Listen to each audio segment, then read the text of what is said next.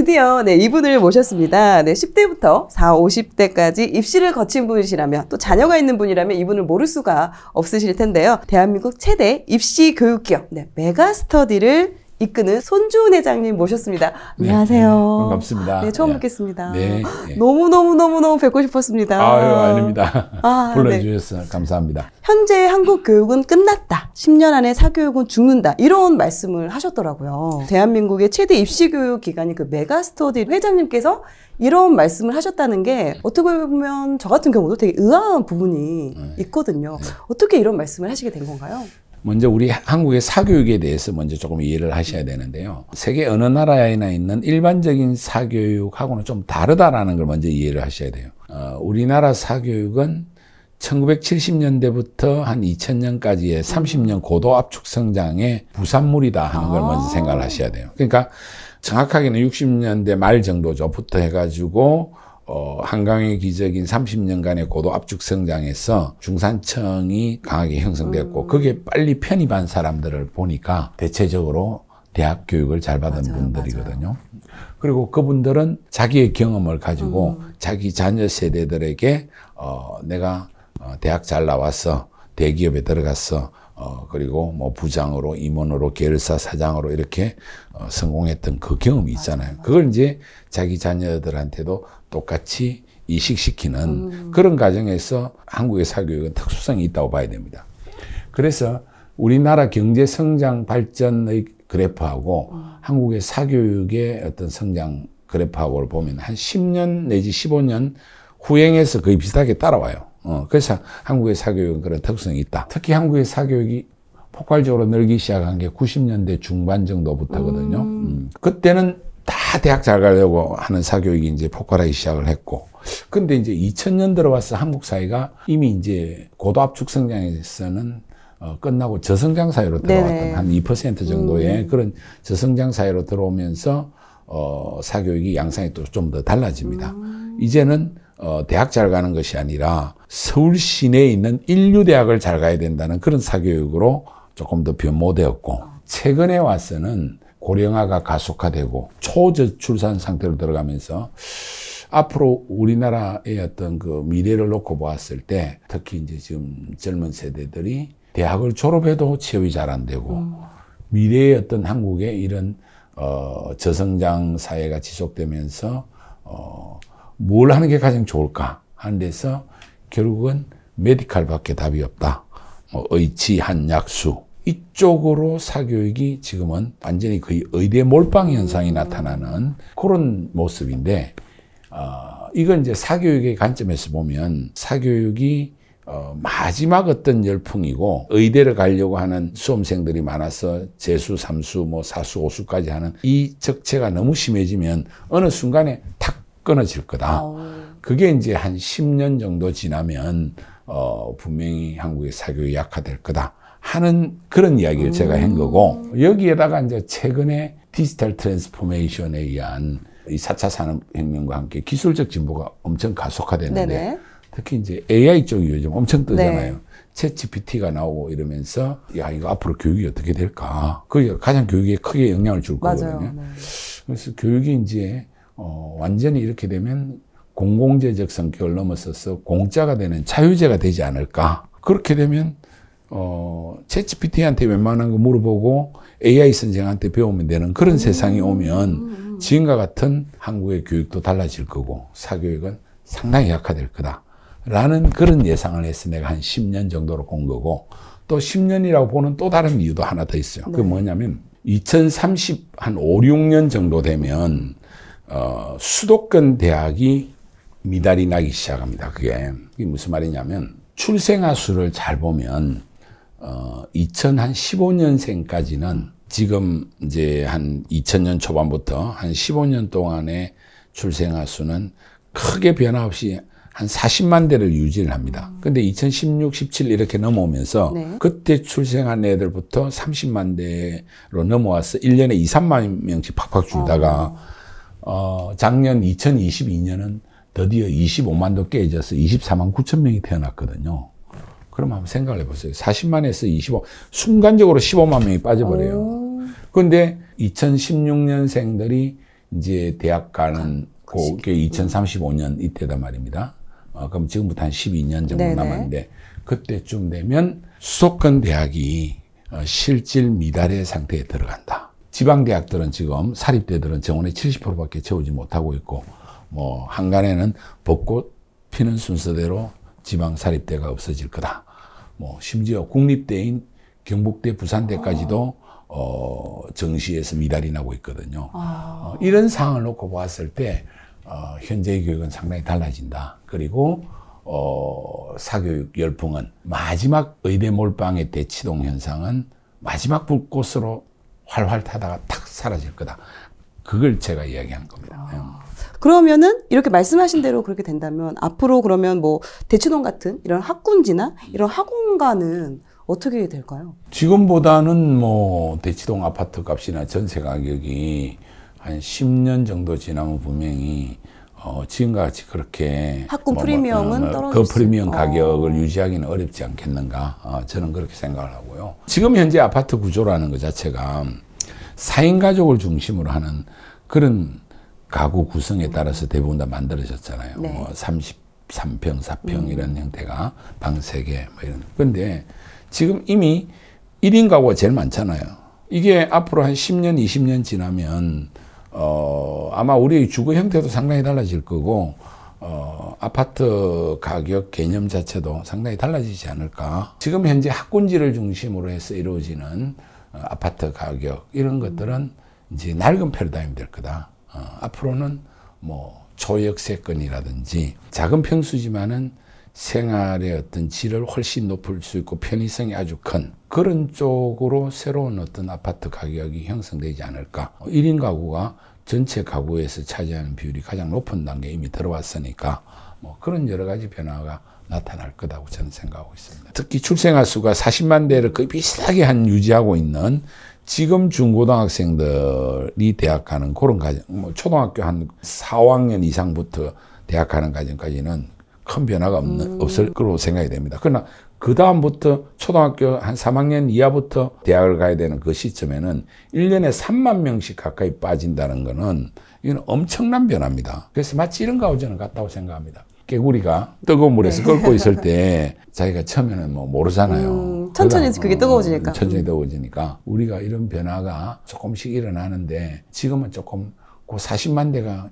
묘하게 한 10년 정도는 그대로 유지가 됐거든요. 그 상황하고 대학 졸업의 사회적 효용성이 많이 떨어져 가지고 대학 졸업자들이 취업에 있어서 옛날과 같이 그렇게 쉽게 대기업에 들어가는 것도 아니고 또 대기업들도 뭐 공채나 이런 거 채용 자체도 상당히 달라졌고 그러다 보니까 이제 대학을 졸업해서 어디로 진출할까라고 생각해 봤을 때 정년도 없고 초고령화 사회에서 아무래도 메디컬 쪽이 좋지 않겠냐라는 아주 어떤 면에서는 약삭빠른 선택인데 그쪽이 지금 마지막 사교육에 열풍이 불고 있을 따름이다. 저는 그렇게 보는 거예요. 예. 그렇기 때문에 거의 어떻게 보면 거의 막바지에 네. 왔다라고 네. 보시는 부분인데 실질적으로 저도 이제 아이를 키우고 있는 상황이고 근데 현 교육이 좀 문제가 있다라는 거는 누구나가 좀 알고는 있지만 그렇다고 또 이제 남들 아이 막 이렇게 학원 그렇죠. 보내고 하는데 안 하면 이게 또 바로 눈에 보이잖아요. 또 아이들은 다 학원 가는데 안 가면 애 또 놀 사람도 없고 놀 친구도 없고 그렇죠. 이러다 보니까 결과적으로는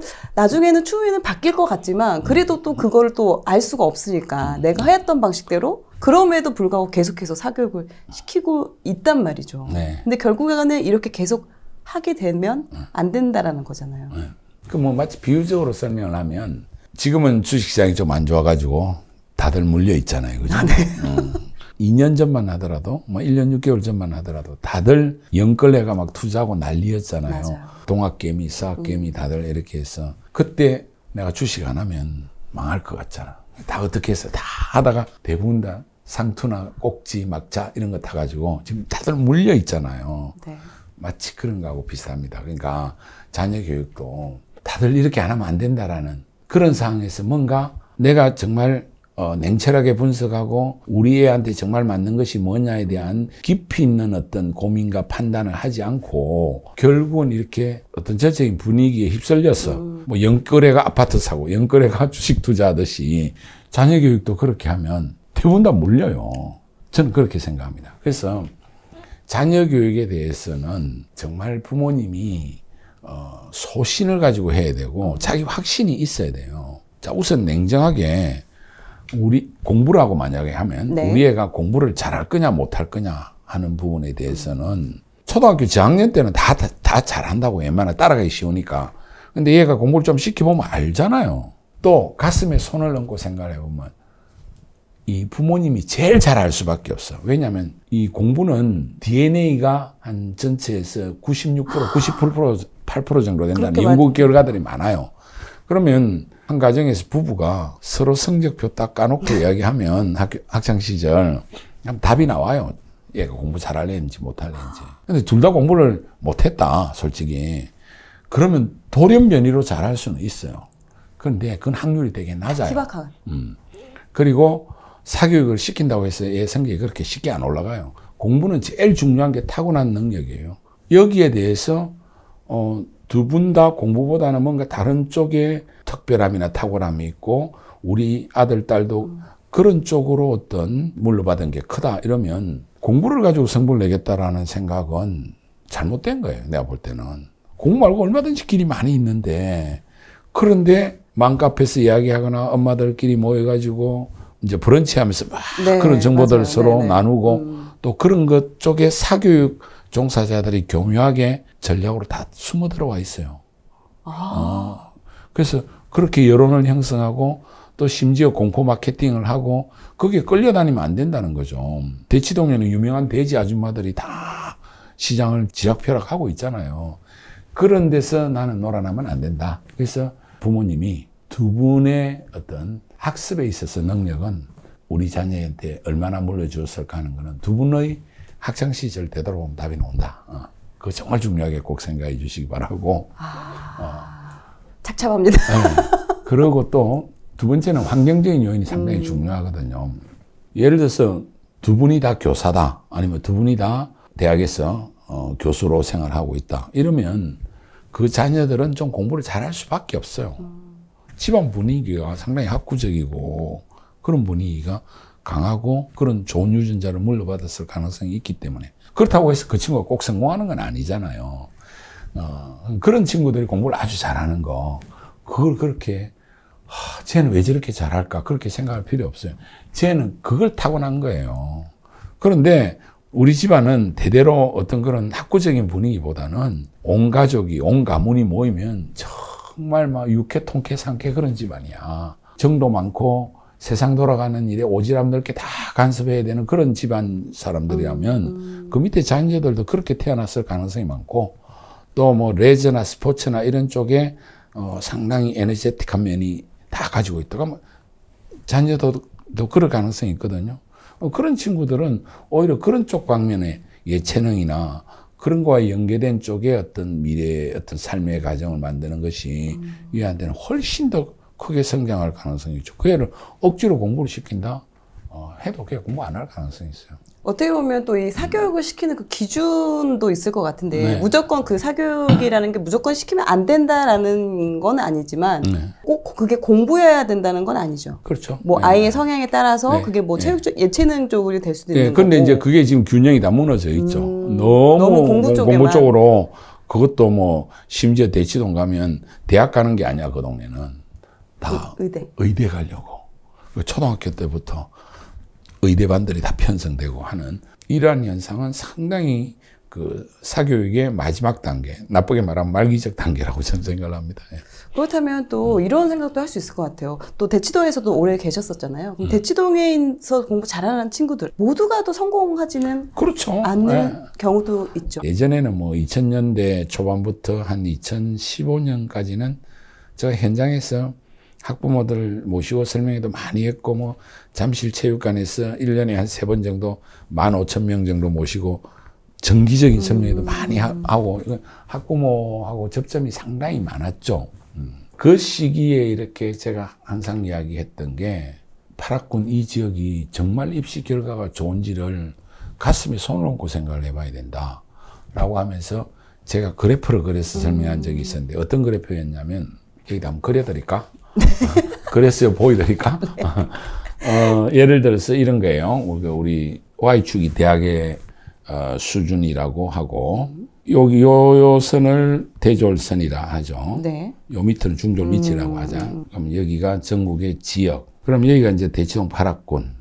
여기서부터 이제 조금씩 군, 읍면 막 이렇게 되겠죠. 네. 그랬을 때 대치동 쪽에 사시는 부모님들은 대학들이 상당히 수준이 그렇죠. 예, 학력이 왜냐면 여기 높으실 것 들어오려고 같아요. 하면 고소득이 맞아요. 좀 돼야 되고 그래서 전문가 집단들도 많고 뭐 의사나 변호사나 뭐 이런 회계사나 그래서 부모님의 대학 수준이 상당히 높아요. 그렇죠. 그렇죠. 그다음에 군 정도 오면 대졸자가 그렇게 많지도 않겠고 이렇게 해서 급격히 떨어질 거 아니에요. 그렇죠. 상대적으로 그렇죠. 예. 여기 이제 부모라고 네. 하면 그런데 그 밑에 자녀들은 어떻느냐? 자녀들.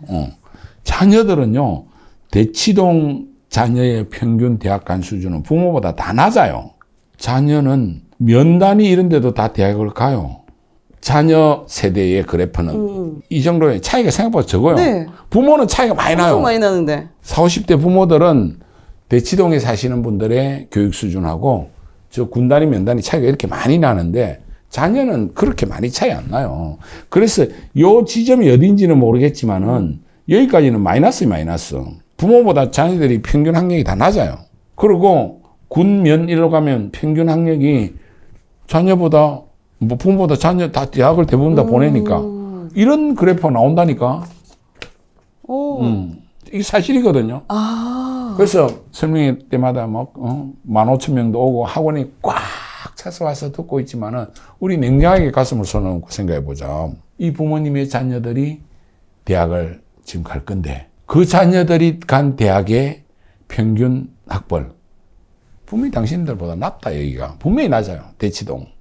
제가 지금 딱 생각했을 때는 일단은 부모님들의 학벌이 좋다라는 거는 약간 DNA도 괜찮은 편인 거고 네. 거기다 대치동이면은 주변 환경도 괜찮을 것 같은데 그렇죠. 그럼 당연히 좀 더 좋은 대학을 갈 거라고 생각이 들거든요. 그러니까 사교육이 과연 상당히 플러스 효과가 있냐라는 생각을 해봐야 돼요. 근데 이제 여기서 하나 뭘 생각을 해야 되냐면 부모님 세대는 대학 진학률이 예를 들면 저 정도 나이면 제가 60대 초반 60세시거든요. 저 정도는 산재 대학 진학률이 한 30%밖에 안 됐어요. 대학 가는 사람 자체의 절대적인 수가 네. 작았다. 그렇기 때문에 소위 말하는 명문대학이라는 데를 가기가 옛날에는 훨씬 쉬웠어요. 지금은 대학 진학률이 70%가 넘어가기 때문에 심할 때는 85%까지 갔거든요. 그래서 소위 말하는 스카이 서성하니 중경외시라는 이 랭킹 자체가 예전에 비해서 들어가기가 훨씬 어려우신 거예요. 예. 그리고 또 예전엔 지방 공립대도 상당히 명문대학이었는데 지금 수도권 집중. 대학 이름만 놓고 보면 이 그래프가 성립이 되는 거고 실질적으로 학력의 수준은 또 좀 다른 거예요. 사교육의 효과 전혀 없다 이 이야기 하는 거는 틀린 이야기고 상대적으로 지방보다는 좋은 대학 가는 거는 맞아요. 근데 그 이유가 첫 번째는 부모로부터 좋은 유전자를 물려받은 거. 거기에다가 환경적인 요인 이렇게 했지만은 서울 시내에 있는 주요 대학의 위상이 옛날보다는 올라갔고 대학 진학률이 많이 올라갔기 때문에 더 어려워졌고 그다음에 지방 공립대가 많이 약화되고 수도권 집중 이런 현상을 놓고 봤을 때 그래서 그냥 학교 레벨 이름만 가지고 놓고 보면 이 그래프가 성립한다라는 거예요. 그래서 부모님들한테 제가 두 가지 이야기를 하는 거죠. 자, 당신 자녀분들이 지금 사교육을 통해서 엄청나게 좋은 대학을 갈 거라는 기대 실제로 안 되지 않느냐. 당신들보다 더 나쁜 학교를 가는데 이게 뭐냐라고 괴로워하시지 마라. 왜냐. 동국대, 뭐 건대 이 정도 들어가는 수준이면 당신 부모들 세대에는 연고대 들어간다. 어떤 대학 진학률과 모든 걸 봤을 때. 그러니까 단순하게 대학 대 대학으로 어머니 아버지하고 자녀하고 비교하는 건 틀렸다. 그렇지만은 대치동이라고 해서 좋은 대학 간다라는 거는 성립하지 않는다. 오히려 지방에 가면 부모님들 다 고졸, 중졸이다. 그런데 거기도 다 대학 간다. 그래서 사교육이 얼마만큼 효과가 있느냐라는 것을 정확하게 정량적으로 측정하는 건 생각보다 어렵다. 그런데 내가 현장에서 36년간 봐오니까 내린 결론은 공부는 후천적인 것보다 분명히 선천적인 게 절대적으로 가장 우선한다. 첫 번째 중요하다. 그리고 두 번째는 그 학생이 공부를 제대로 할 수 있는 좋은 환경인데 그것도 사교육의 환경이 아니다. 가정의 환경이 훨씬 더 중요하고 부모가 자녀한테 뭘 보여주느냐가 첫 번째로 중요하고 그 다음에 특히 부모님이 자녀에 대해서 강한 신뢰, 너는 내 자식에 대한 어떤 믿음, 내보다 더 나은 삶을 살 것이란 확신 이런 것을 가지고 자녀를 교육하는 경우하고 남하고 비교하면서 너는 왜 그 모양이니 애한테 걱정시키고 이런 것들은 오히려 마이너스다. 그런 환경을 잘 만드는 게 중요하고 마지막에 사교육이 좀 약간 보조적인 역할을 하지 이게 답이라고 생각하는 거는 천만의 말씀이다. 실제로 제가 한참 손사탐 시절에 한 텀에 5,000명씩 가르쳤잖아요. 그럼 5,000명씩 1년에 4번 하면 2만 명인데 그럼 그 유명한 손사탐 들은 애들 다 뭐 서울대 연고대 가나 정원이 다 합쳐봤자 10,000명밖에 안 되는데 얼마 못 가요. 제가 항상 수업할 때마다 어떤 이야기 하냐면 내 강의 듣는다고 성적 올라갈 거다. 천만의 말씀이다. 제가 첫 번째 시작할 때 그 말부터 해요. 좌절하는 거 아니에요? 아니 공부 네가 하는 거지. 네가 달라지지 않는 이상 절대로 성적 올라가지 않는다. 그거는 공부뿐만 아니라 인생도 마찬가지잖아요. 우리가 지금 월급쟁이 부자들 맞아요. 정말 그 이름 잘 지었다고 생각하는데 다들 그 로망을 가지고 있지만은 맞아요. 월급쟁이들 중에 실제로 부자 되는 사람은 극히 일부잖아. 근데 월급쟁이 중에서 엄청나게 부자가 되는 분들이 꼭 나와요. 아마 그들이 뭐가 달랐는지를 우리가 정말 잘 찾아봐야지. 야, 월급쟁이가 이렇게 부자 되더라 하는 그걸 확 따라가면 다들 그것을 경쟁하는데 안 되는 거죠. 오히려 거기에 남다름이나 그 사람이 가지고 있던 그 특별함, 또 삶의 어떤 과정에서의 깊이 있는 어떤 성찰, 반성, 그리고 치열함, 그것의 본질이 뭔지 이런 걸 우리가 잘 찾아내고 그걸 어떤 팁으로 주면서 같이 열강하고 그만한 어떤 결과를 만들어낸 데는 DNA 플러스 환경적인 요인 그리고 그것을 실행하는 주체의 결국은 치열함. 거기에서 결국은 답이 나올 거라고 저는 생각합니다. 저가 일단 기준을 봤을 때 저도 이제 저희 큰애가 이제 고등학교 1학년인데 제가 그렇게 DNA가 좋은 편이 아니었기 때문에 물론 기대치를 좀 낮출 수는 있겠지만 그렇다고 DNA가 안 좋다고 공부를 안 시킬 수는 또 없잖아요. 그런 경우는 어떻게 이끌어야 될까요? 공부를 뭐 안 시킬 수는 없지만은 그러니까 이제 우리가 고등학교 과정까지는 이제 거의 지금 뭐 의무교육이 네네. 초등학교, 중학교지만은 실제는 고등학교 과정까지는 대한민국에서는 부모가 다 책임져야 네네. 되고 심지어 대학까지 다 졸업시켜야 되는 걸로 생각되는 그런 사회에 살고 있으니까 이 부모의 부담이 오는 건데 그런데 이제 고등학교 단계 입시를 향해서 가는 단계에서는 저는 부모님이 그렇게 걱정하는 것보다는 자녀하고 서로 진짜 소통하는 게 중요하다고 생각해요. 부모가 다 내가 내 책임이다. 제 성적 안 오르는 거, 내가 제 뒷바라지 안 해줘서 이런 생각을 하는 게 자녀를 하나의 완전한 인격체로 보지 않을 뿐만 아니라 걔는 이미 성인이 돼가고 있고 마음속에서는 큰 성인이 거인이 그 속에서 자라고 있는데 그걸 인정 안 해주는 것밖에 저는 안 된다고 생각해요. 그래서 공부에 관해서는 특히 어머니가 많이 그걸 신경을 쓰는 편이니까 아버지들보다 아버지가 같이 관여하고 간섭하면 저는 훨씬 좋다고 생각하는데 그 문제에 관해서 서로 좀 더 진지하게 대화하고 고민하고 토론하면 그게 최고의 답이 나올 거다. 그렇다고 해서 쉽게 공부가 아니고 다른 길이라는 결론을 쉽게 내려서는 저는 안 된다고 생각해요. 왜냐하면 다른 길이 확률이 또 높지 않아요. 공부보다 확률이 더 낮아 일반적으로는. 예를 들어서 뭐 월드컵을 하거나 이럴 때 막 그럼 프로축구 선수 막 뜨잖아요. 막 프리미어리그 이러다가 야 우리 아들도 공 차는 거 좋아하니까 손흥민 같은. 근데 손흥민은 전국에 초중고 그 같은 연령대의 학생 수 그러면 초등학교 때부터 축구를 했다고 했을 때 그 숫자가 꽤 되더라고요. 근데 한 10년에 한 번 나올 만한 선수잖아요.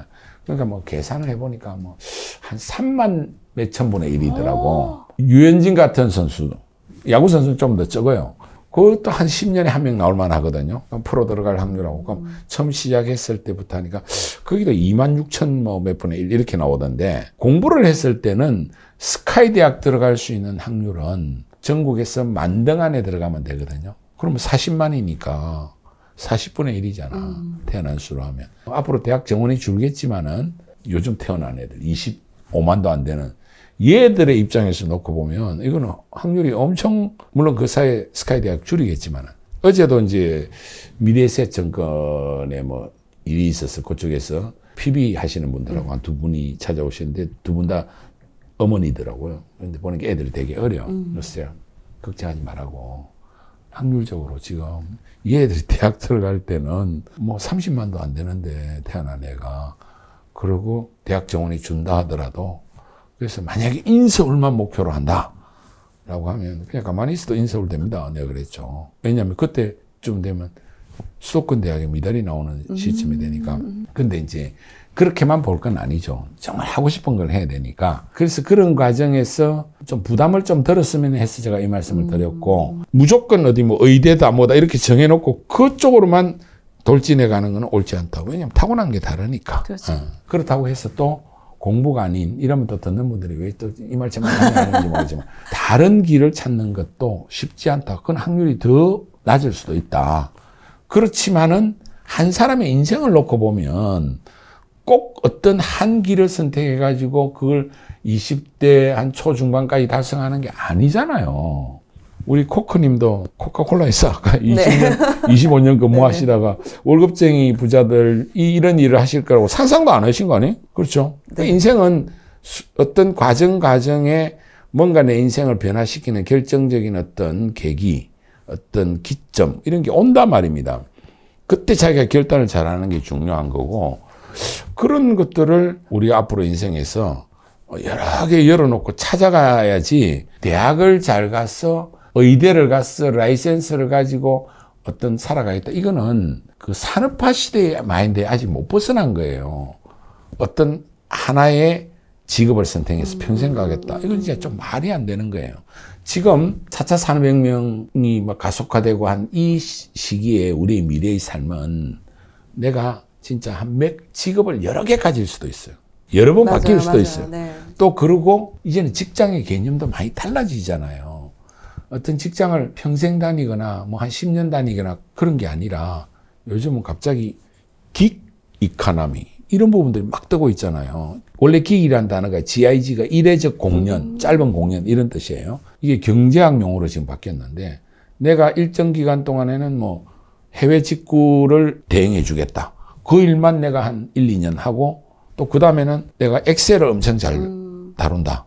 그럼 그거를 원데이 클래스로 가르치는 일을 한다든지. 우리 코코님 같은 경우에 지금 이거 하시다가 갑자기 막 K-뷰티 이런 데 꽂히셔가지고 내가 이 화장을 해보니까 내만큼 더 매력적으로 잘하는 사람이 없더라. 뷰티 쪽으로 가실 수도 있어요. 예전에 제자 중에 한 명을 아나운서 하는 애였는데, 근데 보니까 그쪽은 안 풀려. 그래서 내가 야, 그러지 말고 차라리 그런 쪽에 어떤 관심을 가지고 뷰티테이너, 뷰티를 엔터테이너처럼 하는 그런 영역을 만들어봐라 해서 지금 크게 성공한 친구도 있어요. 맥킨지 보고서에 의하면 앞으로 2년 뒤에 2025년 정도 되면 세계 경제 전체에서 긱 경제, 긱 이코노미가 차지하는 비율이 2%가 넘어간다 그래요. 그러면 우리나라를 예를 들면 우리나라가 2,000조 시장이거든요. GDP가.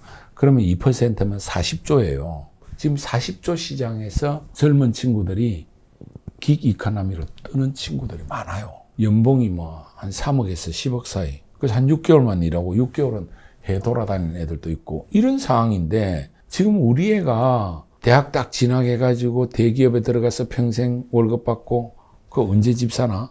지금 그렇잖아요. 의사도 요즘은 개업하면 거의 망해요. 망하는 경우 엄청 비율이 높아요. 그러면 이제 뭐 페이닥터를 한다 하면 물론 직장인들보다 뭐 몇 배 더 받아요. 뭐 한 1,000만 원, 2,000만 원 쉽게 받는 분들이 있지만은, 그러면 세금 정확하게 지금 투명사이기 때문에 다 내잖아요. 그래 놓고 보면 거기도 집 사기 어려운 건 마찬가지예요. 부모가 안 도와주면. 맞아요.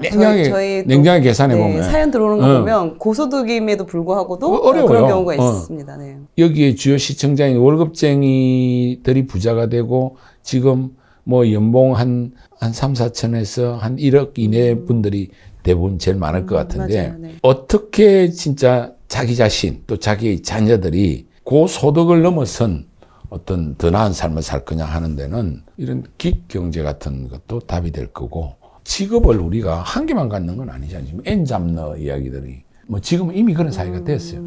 그랬을 때 내가 관심 있고 좋아하는 일을 가지고 거기에 치열하게 맞섰는데 그게 대박의 어떤 잡이 나올 수도 있고 창업이 나올 수도 저는 충분히 있다고 봐요. 굳이 자꾸 어떤 돈을 버는 거를 어떤 공간에서 뭐 가게를 차려가지고 투자를 해가 그렇게만 생각할 게 아니잖아요. 저도 조금 전에 이거 촬영하는 거 왔을 때 카메라가 어디 있냐 했는데 핸드폰 찍는 거 보고 깜짝 놀랐는데, 야, 이거. 그래도 100만 간다는 네, 거. 가성비 엄청 높잖아요.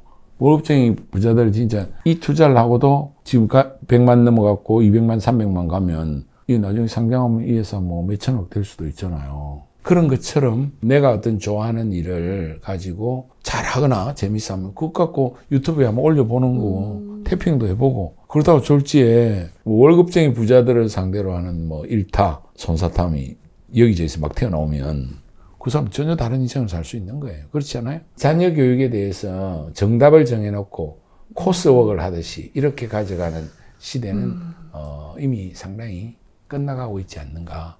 그게 제발 좀 주목해달라 하는 차원에서 저는 늘 그런 이야기를 하는 거예요. 그리고 어느 대학 나왔다? 그게 나의 미래를 결정한다. 이건 좀 문제가 심각한 거예요. 왜? 한 10대 몇 년간 죽을 고생한 결과가 인생을 다 결정한다? 이거 상당히 공정하지도 않은 거예요. 지금까지 우리 사회가 명문대 출신들이 이 사회에서 성공했던 거는 한국 사회의 고도압축 성장이라는 특수성 때문에. 왜냐하면 대기업들이 매년 10%씩 사회 전체가 성장하니까 자고 일어나면 계열사 만들어야 되고 그럼 계열사 만들면 여기 임원도 또 만들어서 보내야 되다 하다 보니까 현대, 삼성 이런 데 부장급들은 다 임원 갈 수 있고 하다 보니까 그런 결과가 나온 거예요. 그 고도압축 성장 때문에 10%씩 매년 성장이기 때문에 일어나는데 지금은 성장도 안 돼 이제는 기업들이.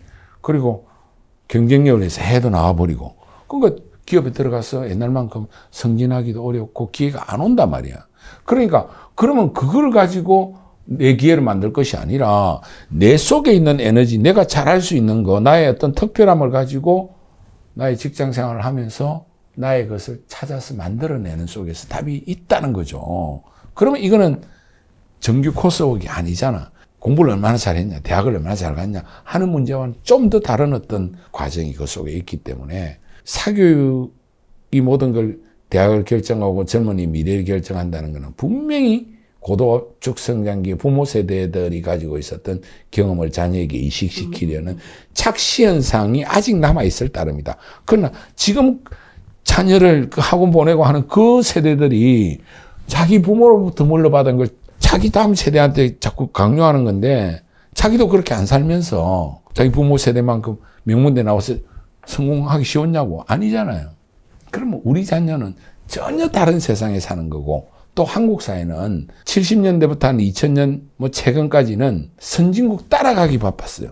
패스트 팔로우, 빨리 따라가는 사람들 나라였어요. 근데 지금 대한민국은 이제 이미 선진국 문턱에 들어왔잖아요. 우리의 미래는 패스트 팔로우가 아니고 퍼스트 무버가 돼야 돼. 이 세상에서 없는 거, 새로운 거, 가장 새로운 변화를 만들어내는 그 사람한테 기회가 오는 사회로 이미 우리는 바뀌었어요. 대한민국이. 대부분 다 월급쟁이 하다가 뭔가 새로운 창업을 했거나 뭔가 대박을 치거나 한 분들은 다 아마 여기 많이 출연하셨을 것 같은데 보면 누구도 하지 않았던 일을 한 사람 아닌가요? 그렇죠. 그 월급쟁이 직장 일만 해서는 네, 무언가 성과를 내서 나오신 분들은 별로 그렇죠. 없습니다.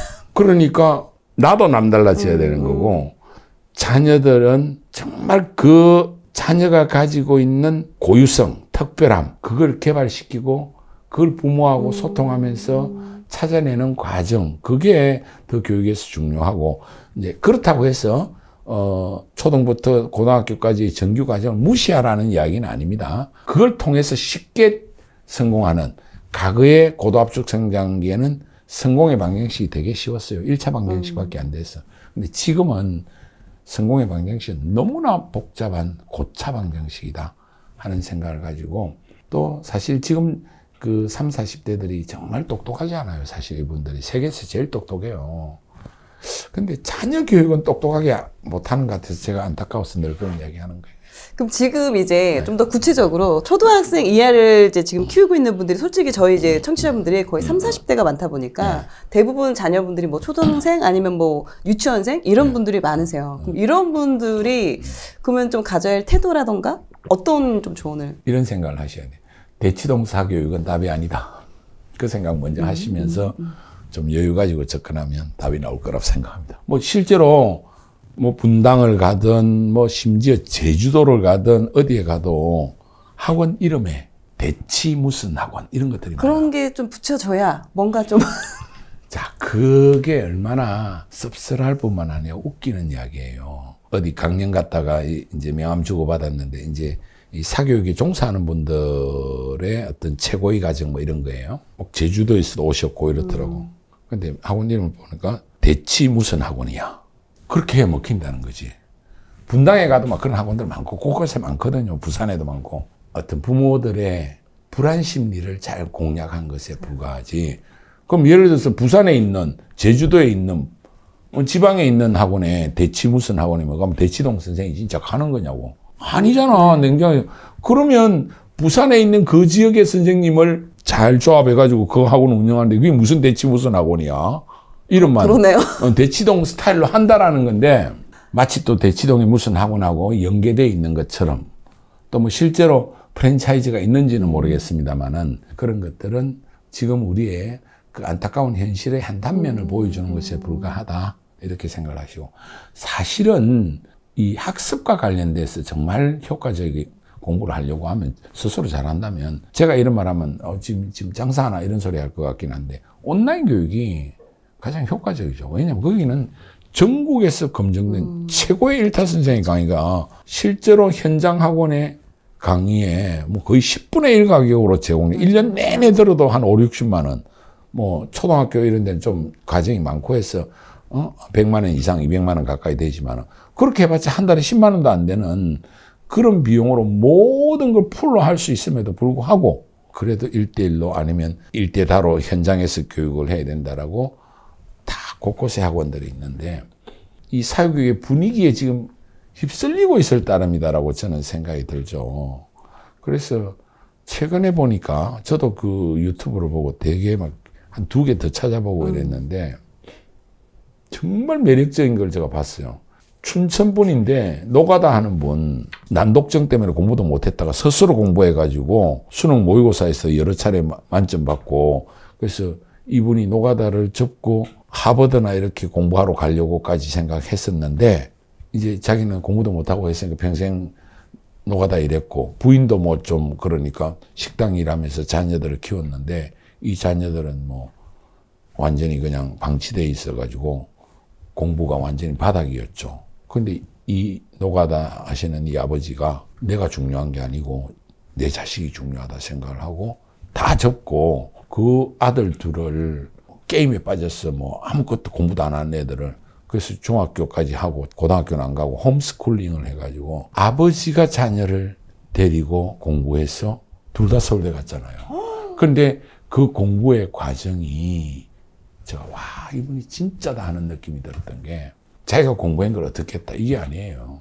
자녀하고 대화하기 위해서 역사 이야기 하다가 뭐 충청도 어디다 경상도 어디다 이러면 걸어서 가면서 보름 동안 가면서 대화하고 아들하고 마음의 문을 열고 그럼 돈이 떨어지면 아버지하고 아들이 중간에 같이 노가다 하면서 비용 마련해가지고 같이 뭐 모텔에서 잤겠죠. 뭐 자면서 또 이렇게 해가지고 자녀의 마음의 변화가 딱 일어나기 시작하면서 짧은 기간에 2년도 안 걸려서 고등학교 과정 검정고시와 다 해서 서울대까지 가버리더라고. 충분히 가능해요. 그러니까 진짜 교육 같아요. 저 손사탄보다는 그분이 훨씬 더 진짜 교육자라는 느낌이 저는 들었어요. 진짜 감동적이었어요.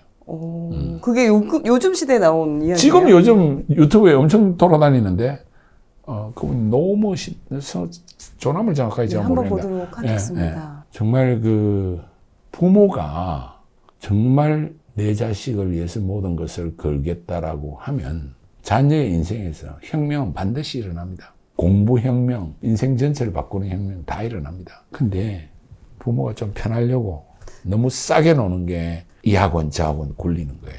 좀 무책임한 거라고 저는 생각합니다.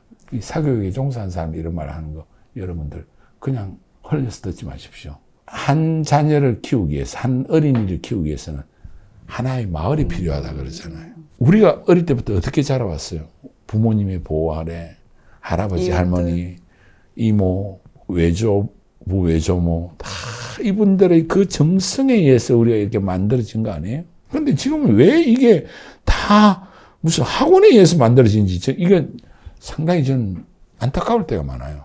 자녀 교육은 우리 부모님들이 다 맞벌이하고 바쁘시겠지만은 그 자녀와 짧은 일주일에 몇 번이라도 아이 컨택, 대화, 스킨십, 진짜 이모네 가고 삼촌 만나고 사촌들끼리 만나서 이 부분이 정말로 중요한 거예요. 그리고 또 소규모 또 공동체가 있을 거 아니에요. 뭐 종교활동, 뭐 교회를 가든지 절에를 가든지 성당에 가든지 거기 가면 또 어린이 가정들 다 있잖아요. 그런 것들이 저는 엄청나게 중요하다고 생각 들고요. 저 개인을 놓고 보면 저는 어릴 때 교회 주일학교 그 교육이 저한테 결정적으로 영향을 줬다고 늘 생각을 하고 제가 경상남도 창원군 동면 출신이거든요. 지금 동업이 돼 있는데 시골이에요. 그 시골 우리 교회에 진짜 교인도 몇 명 안 되고 어린이들도 다 해봤자 20-30명밖에 안 되는데 그 리단이 그 시골 교회 출신들 중에 대학 교수가 3명인가 4명 나왔고 박사학위 받은 사람도 여러 명 있고 다 공부를 잘했어요. 근데 왜 잘했냐고 내가 항상 생각을 해보면 물론 뭐 부모 유전자가 좋았겠지만은 초등학교 과정에서 교회 학교에서 매주 그 전도사님의 예화에 가까운 성경 말씀을 듣고 또 외우게 했어요. 그게 엄청나게 영향을 저는 줬다고 생각해요. 왜 그러냐면 어린애들끼리 쓰는 언어하고는 언어가 다르잖아요. 성경 원문을 맨날 읽고 외워야 되니까. 이 단어는 일상어가 아니고 관념어고 철학적이고 종교의 가르침은 가장 높은 가르침이잖아요. 그러니까 어린애가 일찍부터 한 차원 높은 사유를 하는 언어적 경험을 늘 하는 거예요. 그것도 매주. 수시로 우리가 암송대 같은 걸 많이 했거든. 그럼 성경 말씀을 한 100개에서 150개 외워야 돼요. 지금도 내가 그 당시에 외웠던 걸 많이 외우고 있는데. 근데 그거를 내가 초등학교 때 일주일에 한 번 내지 2번 교회에서 늘 외웠다는 거예요. 그리고 매일 아침, 저녁 일어나서 잘 때 할머니하고 또 외웠어요. 사고의 어떤 수준이 다른 거예요. 이것만큼 좋은 교육이 없는 거예요. 그러니까 자녀 교육에 있어서 우리 애의 남들이 다 하는 사교육 안 할 수 없으면 그거 좀 하십시오 하는데 우리 자녀는 남하고 다른 특별한 교육이 뭐가 있냐는 그 고민을 오히려 좀 해봐야 돼 나는. 그러면 우리 애를 남하고 완전히 다른 특별한 사람으로 만들 수 있고 그래서 저는 늘 어릴 때부터